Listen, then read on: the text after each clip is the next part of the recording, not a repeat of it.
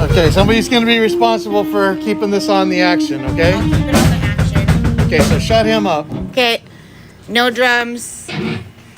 Okay, so first of all, the hardest thing to record always is drums. I mean, it takes you all the time. And then even if you record them well, you're going to end up fixing them for an hour. So that one doesn't need to know, right? Yeah, So that she one pays is. full price when she records. Yes. Okay, so instead of learning super valuable information, we were going to gossip about potentially boys or whatever they're called now. Okay, so first thing, make sure all these drum mics are in the right place. I make this real easy in here that everything's kind of set up and just set, but you really want to make it simple. I want you guys to look at these symbols. So anybody who doesn't want to pay attention, okay, look at the symbol, look how it moves. A microphone is like an ear, right? So let's say your mic is right here. See, it's getting closer and further from this thing. So imagine what that's going to sound like. If you put your ear right there, it's going to get closer and further. Right? It's not going to sound like a cymbal. So the more stable you can get of a spot, the better it's going to be. It's still not going to be perfect. That's not like exactly the right thing, but the further you get it away from it, the less that's going to affect it. But the further away you get a mic from something, the more indirect sound, not necessarily the sound you want, versus the direct sound. So like, for instance, let's say you want just a tom, right? The closer you put the mic to the tom, the more tom you're going to get versus everything else, right? But like, so let's say these overheads, you're trying to get the whole entire drum set test. You're not really looking for a direct sound, you're looking for a combined sound. But there's always a ratio between the junk you don't want and the junk you do want. The closer you put the mic to the source you want, the more of that you get, and the less of the stuff you don't want that you get. But it's still a compromise. There's also a property of mics. The closer you put them, it has a thing called proximity effect. So the closer you put a mic, a cardioid mic like these, to the source, the more bass it's going to get. So they can start sounding kind of funny if you put them too close. And if you put them really close and they're crappy mics, they'll distort. But these ones will be okay. But they will make kind of a goofy. Okay, who took off all the moon gels? Where are the moon gels? That was not us. They were just on here this morning. Oh, I didn't take them. I had 0 drum kits this morning, so there are no moon gels from this morning. All right. Okay, anyway. So these mics are also directional. So the maximum amount of rejection they got theoretically is in the back. It's going to have like a heart-shaped pickup pattern for the most part. These might be cardioid or supercardioid or hypercardioid, but they actually tend to reject the best of cymbals about 130 degrees off to the side. So that's why these cymbals are actually in the tom's null point. The hardest part about recording drums is keeping cymbals out of the tom mix. That's your number one enemy. Anyway, I'm gonna put this mic pointing at the middle of the cymbals, and I'm gonna try and get like, if you keep them consistent, you won't have a hard time trying to mix them.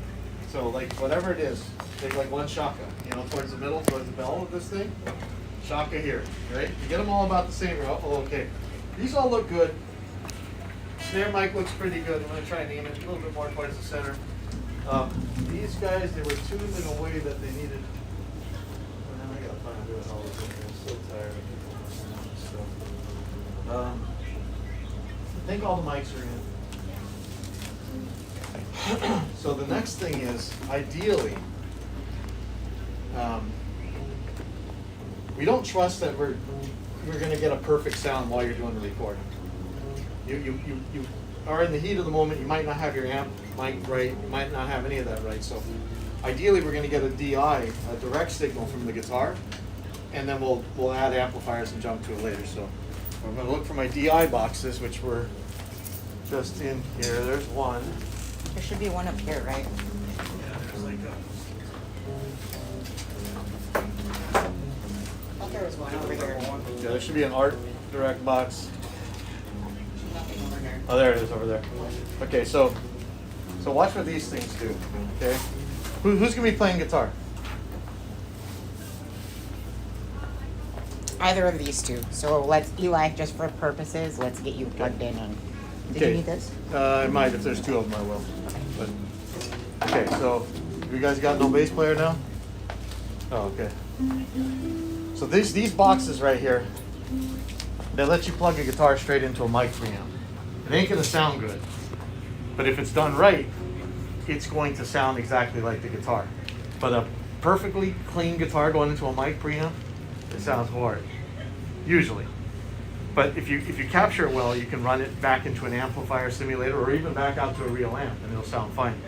These particular types of direct boxes have a guitar input, and they also have an output, so it's a splitter. So I'm still going to plug this into the amp. So you're still going to be able to hear yourself while you're playing, but it's going to take just your direct signal to the portion. So the way you do that, you plug it into the input, and you take the splitter, plug that into the amp, and make sure it's still playing. So you still plug it in, check, make sure you're still.